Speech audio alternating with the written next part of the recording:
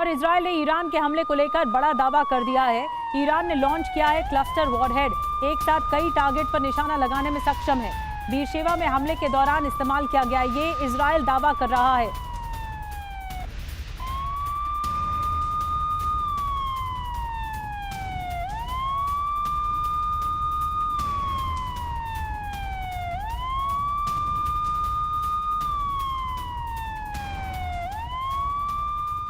तो इजराइल की तरफ से इल्जाम लगाया जा रहा है ईरान का क्लस्टर बम। खबर क्या है आपको बताते हैं। ईरान ने पहली बार क्लस्टर बम का इस्तेमाल किया है। बीरशेवा में हमले में मिसाइल के साथ ये क्लस्टर बम भेजा गया। 19 और 20 जून के हमले में क्लस्टर बम का इस्तेमाल हुआ, ये आईडीएफ सूत्रों का दावा। अब क्लस्टर बम कितना खतरनाक है आपको बताते हैं। क्लस्टर बम से बड़ी तबाही मच सकती है। युद्ध में इस्तेमाल पर अंतर्राष्ट्रीय पाबंदी है। बैलिस्टिक मिसाइल में दरअसल ये भेजा जाता है, हवा में 20 रॉकेट्स में बढ़ जाता है। 7000 मीटर की ऊंचाई पर बदलाव हो सकता है। 8 किलोमीटर के रेडियस में भयंकर तबाही मचा देते हैं ये क्लस्टर बम। और मनीष, मैं आपके पास आ रही हूँ। देखिए, ये इजराइल आरोप लगा रहा है कि जो बैलिस्टिक मिसाइल बीरशेवा में आकर गिरी हैं या फिर न्यूक्लियर रिएक्टर्स को निशाना बनाने की कोशिश थी नेगेव में या डिमोना में, उन्हीं मिसाइलों के जरिए क्लस्टर बम का इस्तेमाल किया गया। और ये नियमों के खिलाफ है, ये अंतर्राष्ट्रीय युद्ध नियमों के खिलाफ है, ये याद दिलाया जा रहा है। क्या कुछ सच्चाई है? क्योंकि अगर क्लस्टर बम से होता ये हमला तो और ज्यादा तबाही मचती। बिल्कुल, देखिए, आईडीएफ ने इसकी पुष्टि कर दी है और तबाही तो मच ही रही है। दरअसल क्लस्टर बम को क्यों युद्ध में इस्तेमाल होने से रोका जाता है, वो इसलिए क्योंकि क्लस्टर बम का इस्तेमाल करने के पीछे एकमात्र उद्देश्य होता है ज़्यादा से ज़्यादा तबाही करना, ज़्यादा से ज़्यादा कैजुअल्टी करना। और इसीलिए ऐसे हमलों में जो मास पॉपुलेशन है उस पर इफेक्ट होता है। मान लीजिए कि कोई एक जगह पर क्लस्टर बम गिरा, फिर उसके टुकड़े कई जगह पर बिखर जाते हैं।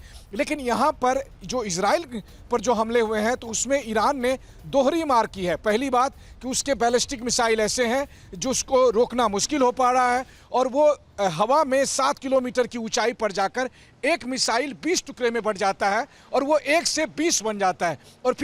और वो 20 मिसाइल, जो छोटे छोटे मिसाइल है, वो अलग अलग डायरेक्शन में गिर रहे होते हैं। और जब वो ज़मीन पर आकर हिट करते हैं तो चूंकि उसके वॉरहेड में क्लस्टर बम होता है, तो फिर वो ज़मीन पर गिरने के बाद एक साथ उसके स्प्लिंटर्स, उसमें जो लोहे के टुकड़े हैं या छड़ के टुकड़े हैं या फिर जो उसके एक्सप्लोसिव हैं, वो तमाम जगह पर बिखर जाते हैं। और इसीलिए आप देख रहे हैं कि बेरशेबा के इलाके में कि बहुत जगह पर आग लगी हुई है, बहुत जगह पर तबाही हो रही है। और इस तरह के जो इस तरह के जो विध्वंस की तस्वीरें आ रही हैं, इनके पीछे में रीज़न ये है कि क्लस्टर बम का भी अब ईरान ने इस्तेमाल करना शुरू कर दिया है। देखिए, ये बात सही है कि युद्ध में इस तरह के हथियारों की पाबंदी है, लेकिन ईरान जिस तरीके से इसका हमला कर रहा है, इसका मतलब यह है कि अब इजराइल की तरफ से पलटवार में और अधिक विध्वंस होगा। हालांकि इजराइल की सरकार लगातार ये बात कह रही है या दावा कर रही है कि इनके निशाने पर हमेशा से ईरान के न्यूक्लियर साइट हैं, ईरान के मिलिट्री साइट हैं या आईआरजीसी के कमांड एंड कंट्रोल साइट है। बल्कि मैं अगर आपको कहूं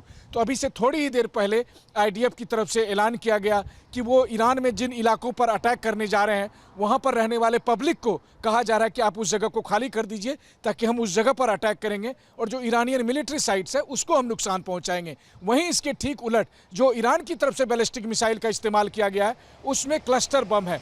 मान लीजिए अगर मैं जिस इलाके में खड़ा हूँ, अगर यहाँ पर क्लस्टर बम आकर गिरता है तो आप सोचिए कि यहाँ पर तो तबाही होगी ही, लेकिन इसके टुकड़े जो अलग अलग जगह पर फैलेंगे और वो कई किलोमीटर के रेडियस में फैलते हैं, तो ऐसे में ज़्यादा कैजुअल्टी होती है, ज़्यादा लोग घायल होते हैं, ज़्यादा लोग मारे जाते हैं। तो दरअसल इजराइल में खौफ समा जाए, दहशत समा जाए और ईरान का वो डर आ जाए, जिसके बाद इजराइल की जनता अपनी सरकार के खिलाफ हो जाए।